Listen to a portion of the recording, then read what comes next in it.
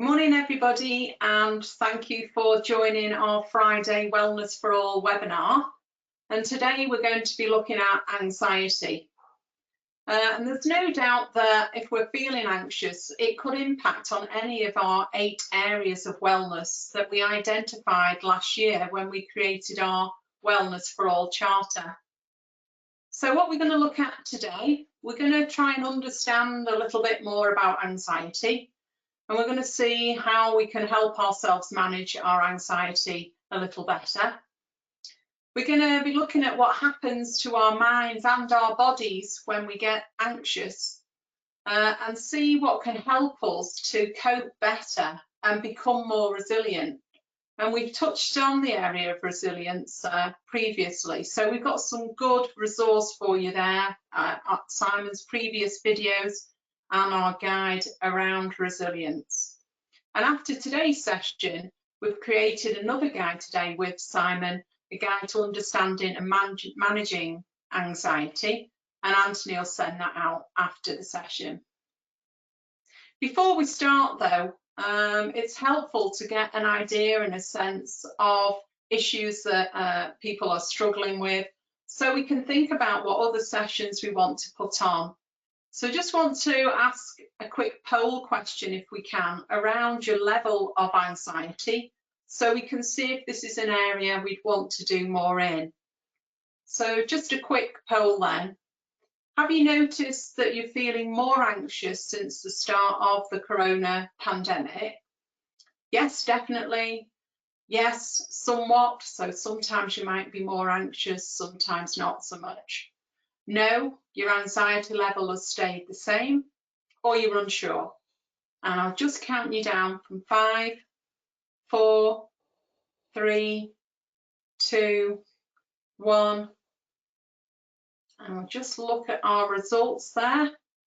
So 33% yes, definitely feel more anxious since the start of coronavirus. And another 33% yes, somewhat more anxious. That's helpful. Last week we ran a different type of session for sleep following the webinar, a sleep clinic, where our expert was there to just provide some more higher level of support for a smaller number of people. And that's something I'd certainly consider us putting on an anxiety clinic, if that is something people would be interested in after today's webinar. So that if that is the case, just drop Anthony an email and we'll set that up. So today's presenter, he feels like he's one of the Suez family now, Simon Richardson.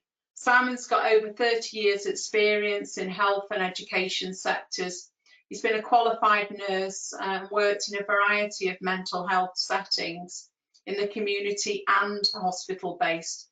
He's got extensive experience in counselling and facilitating positive approaches to physical and mental health. And at the end of his presentation today, we'll have opportunity for questions. So for the moment, Simon, thanks again for joining us, and over to you. Brilliant, thank you, Tracy. And it's lovely to be back. And what is really nice is it is starting to feel like I am part of this, the Suez family, and that is really lovely. Doing the training, the first aid for mental health training with people, which is brilliant. Now, anxiety is something that's actually really close to my heart. It's one of those things that pretty much everyone will have felt at some point in their lives.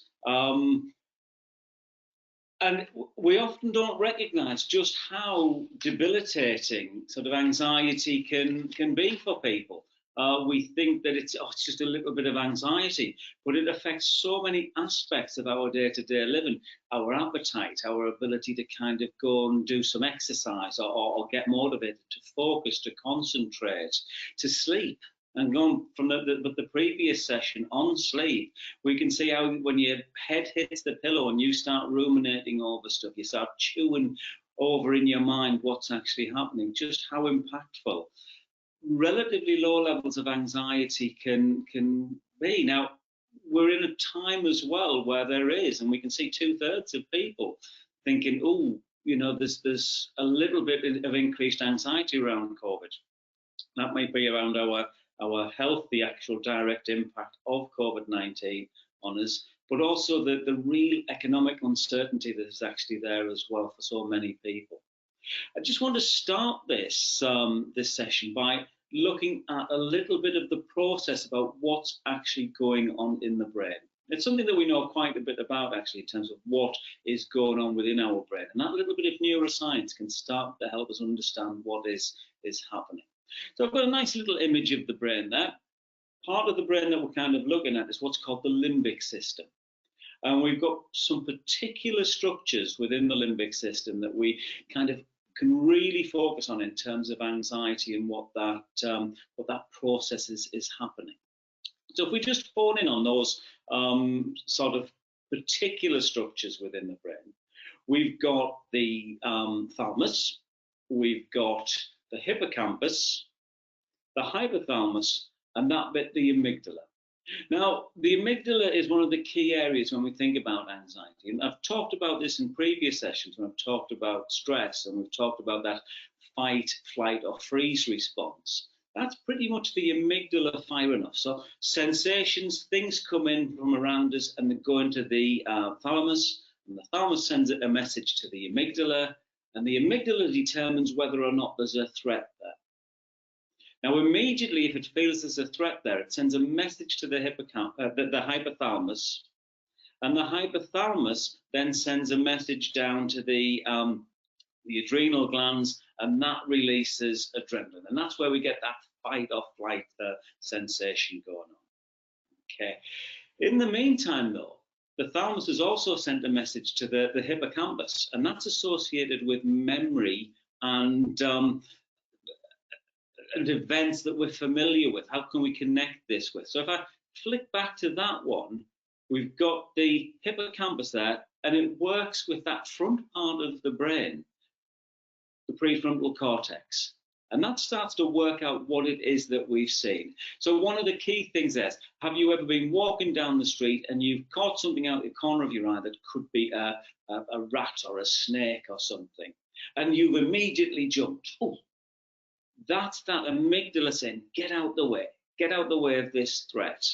Now, then the hippocampus works with the prefrontal cortex and sees it's just a tin can, sees it's just a bit of rubber tube. And the pituitary gland then releases something called oxytocin, and that starts to reset the system. That starts to calm us down to reset the system. Now, if you want to remember those little structures, if you want to think about what those structures are, again, just remember a hippo in a hat. We've got the hippocampus, the hypothalamus, the amygdala, and the thalamus. So just being a letter. That's how I always remember them, that little hippo in a hat. Now, if we put this within the context of thinking about what's actually happening within this present day, what's happening within our world at the moment, I think we need to start to think about what we're talking about, anxiety and fear. Now, fear might be viewed as a reaction to a specific observable danger. So that rat or that snake that we've kind of imagined from the corner of our eye, we see the fight, flight, or freeze. Freeze is really interesting. We've become feeling overwhelmed by that sensation of fear. Or the other side of it is, the best way I'm going to survive this is to actually not move.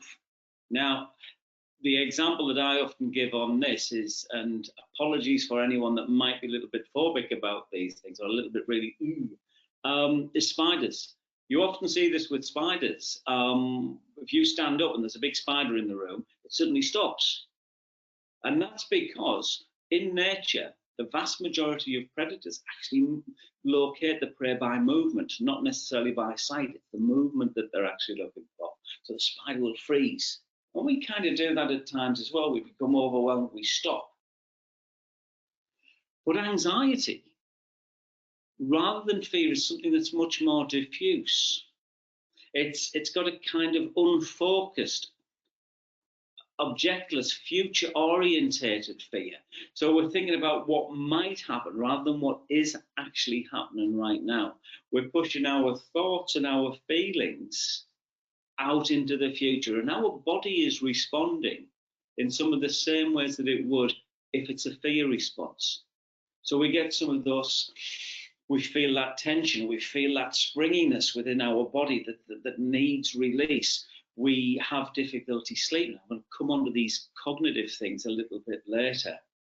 Now, we've all felt anxious, and it's an absolutely imperative, really, that we do feel this fear and anxiety because it keeps us safe. It gets us out the way of the dangers that we're facing. But the body resets itself. It starts to become a problem, though, when our feelings of anxiousness are lasting for a long time. So it's not going away. That body's not getting the chance to reset itself. These feelings of worry are out of proportion to the actual risk that might be there. We're starting to avoid situations because of those feelings of anxiety. I've noticed some of this stuff that's actually going on in my own head and in my own life as well. What I'm doing, I'm actually because of my age, I'm over 50. I'm diabetic. I've noticed some changes in my levels of anxiety in terms of going to the supermarket. Now, is it out of proportion to the risk that's actually there? Perhaps, perhaps not. Am I able to weigh that and balance that up appropriately? Can I control the level of anxiety that I've got? Or am I becoming too distressed? Well, I'm not. I'm very much aware. I'm very alert to what is going on around me. But it's almost like my amygdala is kind of on, a little bit of heightened alert. And I'm just noticing this. And I will come on to the techniques that I can use and I can suggest that you give a try to a little bit later on. If we are regularly experiencing these symptoms of anxiety, so they are not going as much as we would like them to do. And one of the key things is this getting in the way of us living our lives? Are we becoming so anxious about things that it is stopping us engaging with our lives and living a full and happier life? Now, it's really important that we think about, well, how do I recognize these signs and symptoms that are going on? And I also work as a psychotherapist. I also work in that counseling situation clinically at the moment as well. And we kind of spend a lot of time, myself and my clients, thinking about what is going on in their heads. What are they thinking? And are we noticing racing thoughts? Now, this will probably have happened to everyone in the situation that you've been in. Maybe your head hits the pillow on a night, you feel really exhausted, you feel really tired, and then it's like a tap is opened up and just thoughts pour in. And it's a real jumble of thoughts as well. Or we're really overthinking the things that are actually going on in our heads. We have real difficulty concentrating and focusing. And I'm sure that came up last week when we were talking about sort of sleep and how impactful lack of sleep is. And there's a really strange thing about it. I feel that something bad is going to happen. There's some sense of impending doom that's actually taking place or going to take place. And along with a lot of this is we feel irritable, we become snappy, and that has an impact on our relationships. You know, we become a little bit snippy, we become a little bit angry, and we're maybe not sure where that comes from or what that's about, but it's coming out in our sort of thinking and in our behavior. We become hyper aroused to things that are around us with heightened alertness. Now, again, I'm going to bring back to the supermarket what I've noticed, and it kind of reframing it, it's kind of making me smile. I now wear a mask and I'm kind of alert to these things. And I notice how we all queue really nicely outside the supermarket. And then as soon as people step through the doors, this idea of the 2-meter rule seems to go out the window, and people are kind of leaning over to get those particular apples that I was nearly looking at. And it's that heightened alertness that I've got about what is actually going on here. Am I keeping that distance? Now, some of that might be justified. We need to keep that distance. But then in terms of the length of time that that's going to take place, where's the balance there? Problems with sleep. Keep coming back to this, how important sleep is. Changes in appetite. Now, again, sometimes talk about, well, not sometimes, all the time talk about this within the training that we deliver. Sometimes that can mean that people are eating more. Sometimes that can mean that people are eating less. The appetite goes, I'm just not hungry. I don't feel hungry. And again, there can be a little bit of a physical thing going on here, because we feel a little bit of nausea as well with anxiety. And wanting to escape from the situation that we're in. There's many a time I've wanted to run out of Sainsbury's. Maybe that's just because it's the supermarket and it's not my favourite activity. But then there's another thing that's actually that you might not be familiar with, and it's dissociation. It's feeling a disconnect from who I am. So it feels like events are taking place outside of me. It's almost like I'm an observer looking in, and I don't feel connected to my surroundings. We'll come back to that in terms of ways that we can help with that as well, or the ways that you can actually ground yourself to make sure that you're back in the present moment. And some of you may have attended the session that I did on mindfulness and thinking about that. The same techniques that we're actually talking about. I'm briefly going to talk through some cognitive distortions that we have. This might be linked to the sort of stuff that's actually going on now, but it's also, do we have these things going on all the time? Is our thinking kind of flawed in some way? Do we have this idea of all or nothing thinking? It's black or white. It's an unwillingness to see some shades of grey and things that are going on, different things, nuanced stuff. Because not everything is all or nothing. Do we make overgeneralizations? And do we have a kind of mental filter on this? I very often say when I talk about this in terms of how quickly we'll kind of focus on the negative, and to an extent our amygdala means that we are pre-programmed to identify the negative. But it could be simple things like I might wave at someone and they don't wave back. And my immediate automatic negative thought is that I've done something to offend them.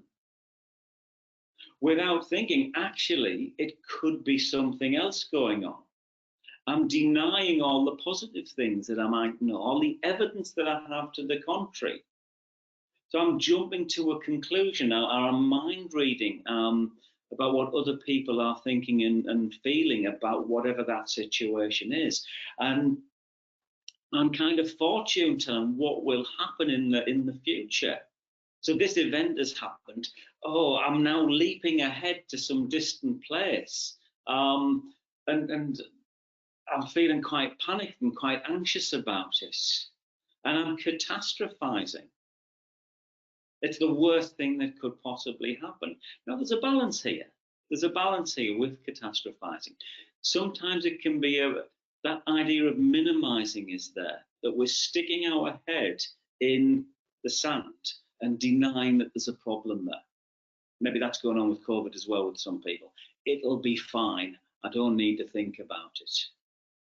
Yeah, so we've got that. Where does it exist on that continuum? We've got this emotional responses, the emotional reasoning, our emotions that to take over with this. Oh, I've just got a problem with my clicker there. Hang on, there we go. I think this is a really important one, and in the therapy room, I actually really look out for this quite a lot. When people are using should statements, it should be different. I ought to be able to manage. These really concrete, sort of, I call them strong parental voices, critical parent voices around the way things are. looking out for those so we can gently challenging those. Are we labeling or mislabeling things? Is it all about me? Things happen. Clearly, it's all about me. Now, there is also this stuff around fallacies of control, fairness, or heaven's reward. This idea of a fallacy around this. There are times that we need to accept that we can control things, and we have to take a responsibility as to terms of what we can control. But we've also got to accept that there are times that we can't control the things that we're in, that we have to cede control over to someone else to give us some guidance and some support or some help in terms of what is the, in inverted commas, the right thing to do. What do we need to be doing? And I think sometimes people put themselves through an enormous amount of pressure and stress because they think there'll be a reward. That heaven's reward is a really interesting thing. This fallacy, will our suffering or whatever it would be, will get our reward in heaven. Yeah, and we need to be really conscious and aware of that. And we also really need to be alert to this thing about always being right and perfectionism. And I think that can be a challenge as well for some people. And when we're stressed, when we are under pressure, we see this really coming to the fore in certain people, this idea of perfectionism, got to get it right. Rather than the idea, and I know this is a bit of a challenge, but this idea of good enough, and good enough comes up time and time again. We need to do a good job, we need to get things correct, and particularly we need to make sure if we're dealing with issues around safety that our heads are in the right place. If we're noticing that we're struggling with that, if we're noticing some of these things occurring, I do think we've got a responsibility to say to someone, oh, actually, this is how I'm feeling at the moment, and this is the impact that it's having. Because I might be noticing some of these things that are occurring. Sweatiness, noticing a tension, a weight in my breathing, my heart rate going up, hot flushes and blushing, dry mouth, shaking. Some quite extreme stuff can occur in terms of hair loss, and this extreme tiredness and lack of energy might be there. Now, it is important when we think about these signs and symptoms that are there, that is there something else going on? Is there something else going on? Because it's been quite interesting. We have on the recent First Aid for Mental Health courses been talking about some of the signs and symptoms that seem to reflect menopause and the changes that are actually taking place in menopause. So are we moving towards that person? Or are we thinking, what is actually happening to me at the moment? Because the other thing around anxiety is there's a potential that it could be a physical cause, something like an underactive or overactive thyroid, perhaps. So being alert to those. So it's, and I don't mean to make people feel anxious about this, but what is actually going on? Because all of this stuff we know is treatable, but finding out what it is that's going on is actually really important. And we also know that with anxiety, we get sort of very much gastrointestinal issues as well. So that the diarrhea, the constipation, things like that, the feelings of nausea. Now, we need to become alert to what these are. We just need to become a little bit more alert to them. And what's actually happening socially, because all of those thoughts, those feelings are going to have an impact on us socially. We're going to think about, I can't carry out my daily tasks when I'm feeling anxious, or it's more difficult for me to carry out my daily tasks. So looking after myself, thinking about sort of how am I going to dress? Can I be bothered? What difference will it make? Am I going to eat? Am I hungry? Am I not hungry? Now, for some people, there can be a real stress and worry about, am I able to hold down my job? Am I going to keep my job? So we've got this and real anxiety around this. And we know that it impacts negatively on people's ability. Mental illness does impact on people's ability to hold down a job. And this is what is so great about working with SUAS, because I am so impressed about the way that the whole agenda is being embraced. So we're creating an understanding and awareness of what's going on, and a clear understanding that there's help available for people. But we do know that it's difficult to maintain relationships when we're experiencing high levels of anxiety. We become snippier, we become angry. That angriness gets responded to. Our withdrawal gets responded to in a particular way, which means it's more challenging. So there are often relationship problems, both at work and at home. We also know that people find it more difficult to try new things, and trying new things can actually be something that's really beneficial for us. And we also think about the enjoying activities that we used to enjoy. That enjoyment isn't there. Now, this is starting to sound a little bit like depression as well. This is starting to sound a little bit like our mood is dropping. So are we alert to what is actually happening within our mood? So thinking about those things is actually really important. Now I'm going to move on to kind of what helps, because there are some simple strategies that can actually help us manage our anxiety. Now, we've talked about these sort of previously in the videos, and I'll invite you to kind of check those out. I think they're still available, talking about the 5 ways to well-being. But there are some simple techniques that we can use to help ourselves within this. Now, this sounds quite glib, I suppose, but learning ways to relax, such as listening to meditation CDs, and there's a whole host online that you can do. Just kicking back and listening to some really relaxing music. There has been some studies looking at how music activates certain parts of our brain, and so we can use music to kind of increase our level of activation. You might be listening to some hard house or whatever it is that you like when you go and doing some exercise. It may be that you're kind of listening to some dance music or trance music or stuff like that. Hey, I know this stuff, I'm down with the kids. But the other stuff that you might be listening to, and I use this, it's a technique that I really am fond of, is putting a really relaxing piece of music on. One of my favourite pieces of music at the moment is a piece by a guy called Max Richter. It's actually called Sleep.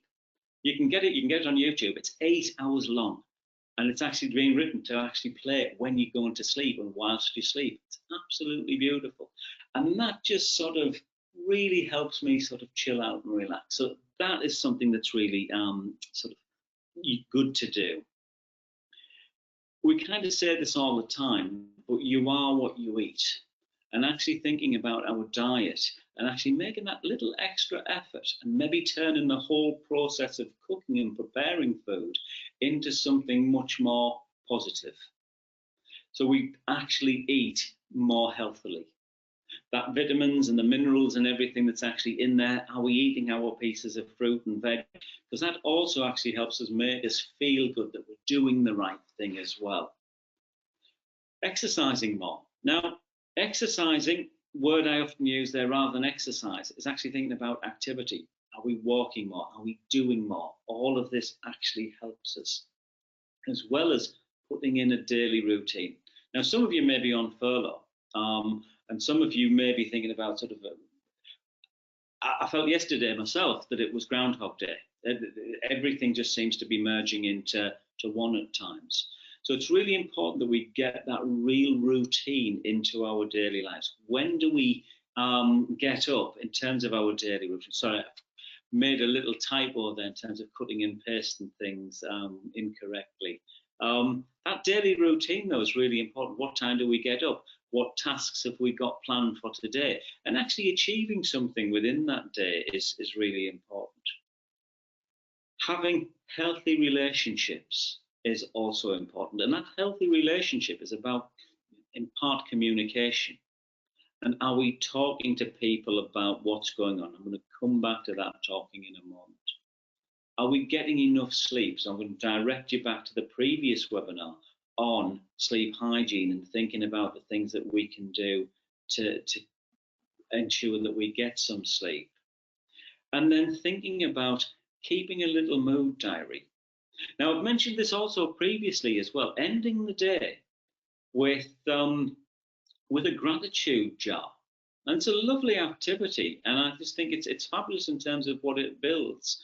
Noticing something in the day that you can be grateful for. That might be the nice meal that you've cooked. That might be sitting down having a conversation. It might be the fact that you've maybe got a TV or you've got a roof over your head. Whatever it may be, there might be a nice conversation that you had with someone. There could be a whole host of things. Noting that on a bit of paper, popping it in a jar, and you can do that as a family if you're living with people, or you can do it yourself, and it builds over time. And when you are having those dips, you can dip into that gratitude jar and see some of the really positive things that have actually taken place. And again, I know I've mentioned that before, but it's such a powerful tool that we can use. And then we come back to talking. Telling people and talking about what you're thinking and feeling is important. Sharing what your experiences are like, what you're feeling anxious about, what you're worried about. As I said, problem shared is a problem halved. Okay, and that's really true. Expressing this thing, it feels like you're putting that weight down. So the next thing that we need to do is talking, and we need to keep that conversation going. It's not boring, and if something's worrying you, I'm sure your manager, your partner, your husband, your wife, your mum, your dad, whoever, will feel much more connected to you if you're sharing what you're feeling, because they might be sitting on worries about what's going on for you, just as you might be sitting on worries what's happening to them.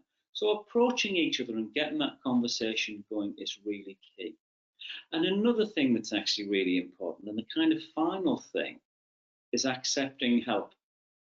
Now, it may be that you need to access, and again, I'm going to sort of give a big shout out to Suez here, because you've got an excellent employee assistance program that you can access.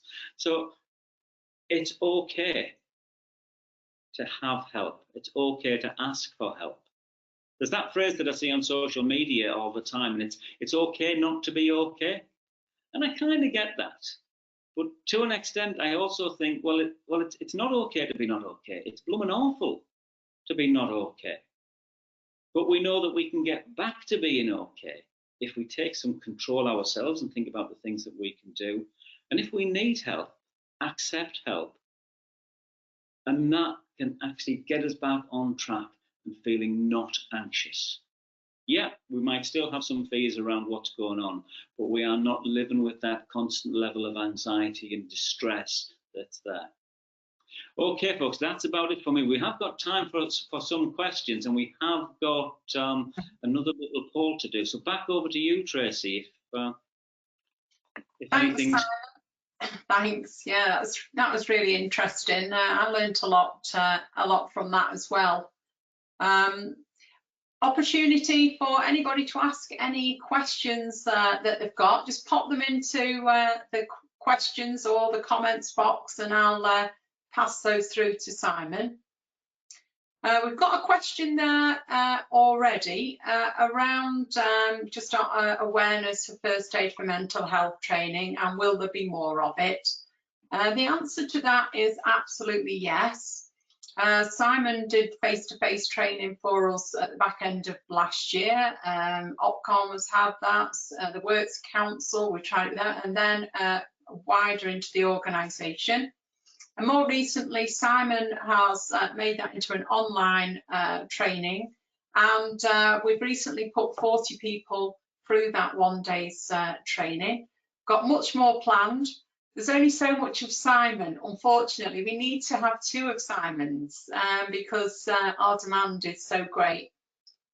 But I'm really committed to doing more of the awareness for first aid for mental health.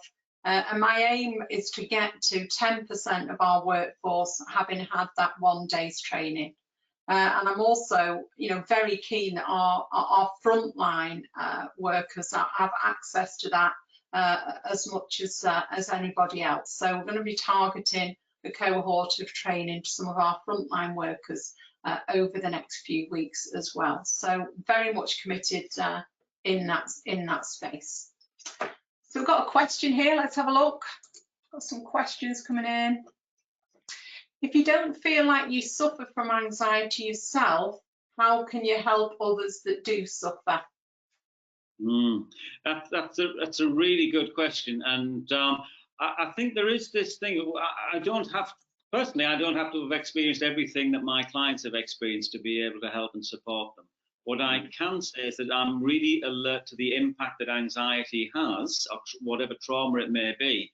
And I think if we can recognize that and move towards that person, and if we can't help them directly ourselves in terms of some maybe little bits of support and guidance, if we're recognizing, moving towards that person and then signposting them in the right direction of someone that maybe is better placed to help them if you feel a little bit unsure as to what to do. So we all have a part to play, but this isn't about taking on a role as a therapist or anything like that. About noticing and maybe guiding and helping people to get the help that they need. Okay, got some more questions coming in for you. What is the best way to deal with snappy work colleagues during this time? Right, that's a great question. My response to that is be curious as to why they might be feeling snappy.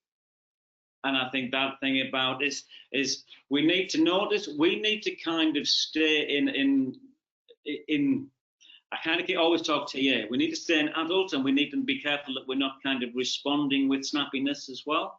But we need to just sow that curious, what's actually going on here? And just ask about, I've noticed that you were a little bit snappy there. How are you feeling? What's that snappiness about? And I think being curious, getting behind that. Very interestingly, most anger actually comes from scare. And so recognizing that, I think, can be really beneficial. It's our fight response. So I'm feeling this anxiety, I'm feeling this tension, so I'm going to fight. So I would say be curious and be gentle. Be gentle with yourself and be gentle with that other person. Okay.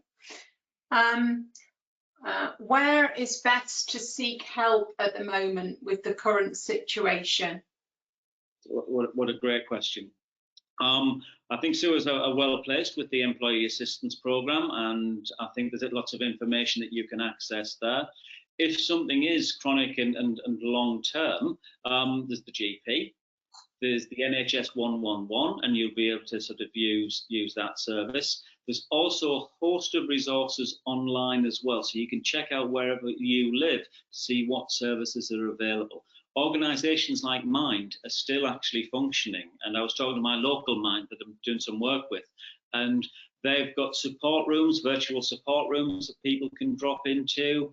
There's sort of peer support. There's a whole host of things out there. So a little bit of investigation might actually show out what's in your area or nationally. Okay, and another one. What tips do you have with anxiety regarding current workload and feeling like you can't cope at the moment? Yeah, and again, I think that is very much on people's minds. I think we're going back to talking. I think we're going back to that sort of expression as to what's happening and having a discussion with whoever your line manager is and what that workload's about, and thinking about, well, okay, how do I manage that? Maybe I need some assistance in terms of prioritising, focusing on what work is there. There is lots of work to do, completely appreciate that. But for me, it's about that expression of what's going on, because then we're starting to get some help. We're starting to think about what can be done about it and starting to think about some solutions that might be there. And be receptive to that. Be receptive to some of the discussion that might actually take place. There can be a tendency for people when a solution's offered to go, yes, but the problem with that is keep that discussion going. So talking and a bit more talking on that, I would say. I mean, I definitely, sitting on anything is never a good thing.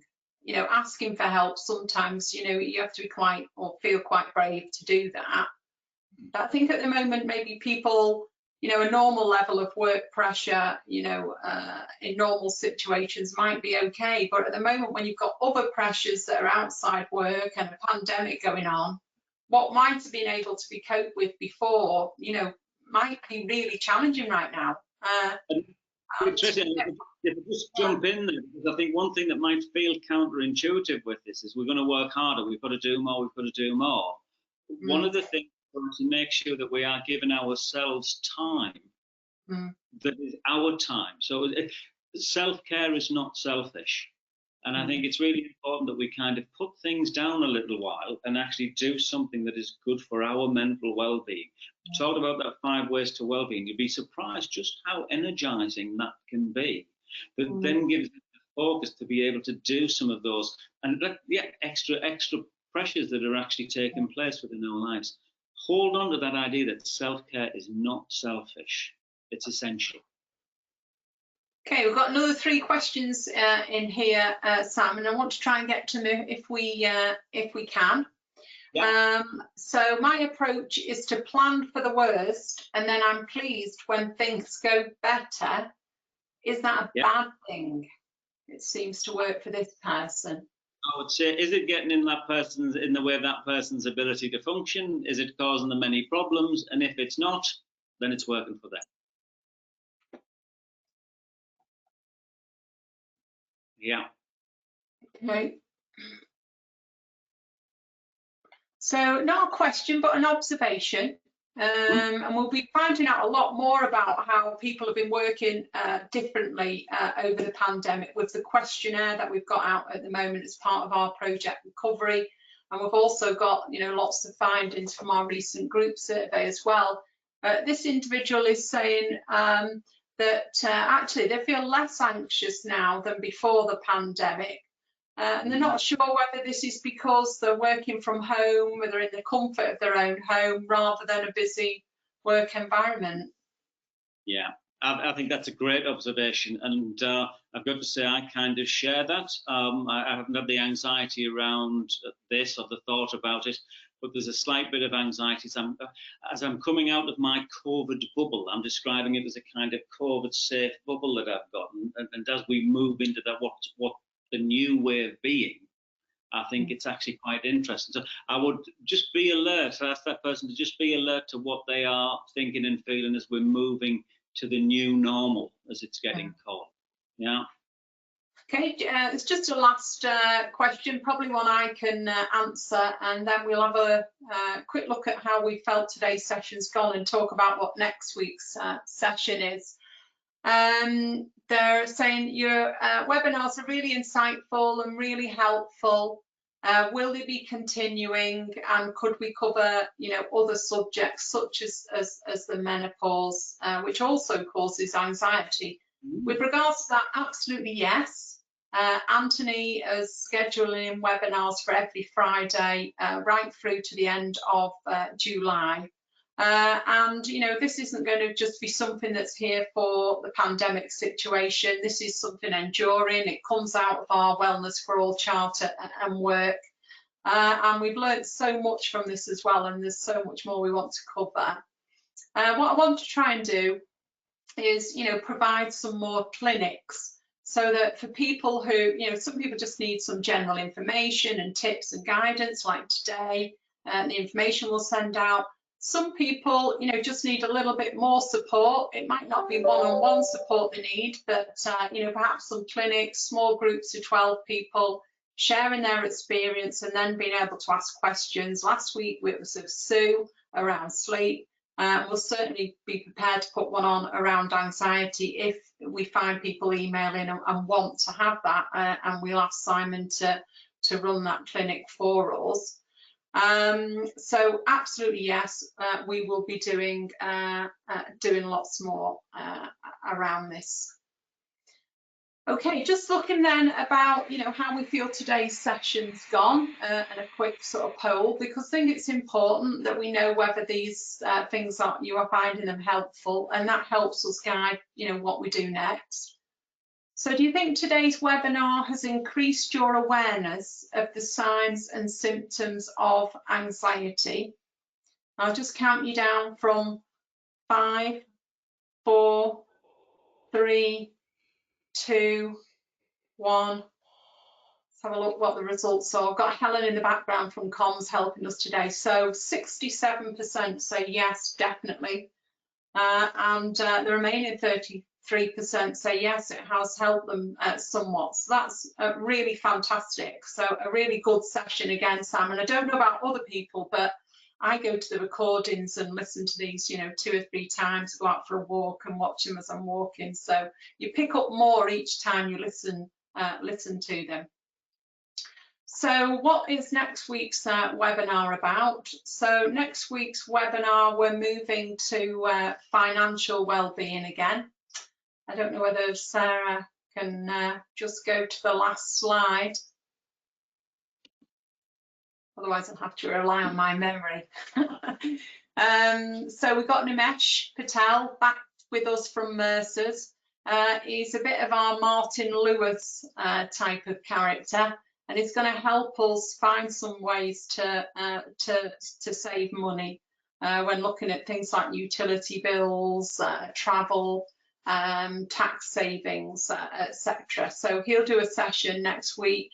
It's a longer session. He runs this quite a lot in other organisations and often has 2 hours because there's so many questions. But we've increased it to an hour for next week. So hopefully you'll be able to join us then. But in the meantime, you know, huge thank you, Simon, again. As I say, I wish we had 2 of you because we can't have all your capacity. But thanks for joining us again, and hopefully we'll see a clinic and we'll have more of our people at your mental health training as well.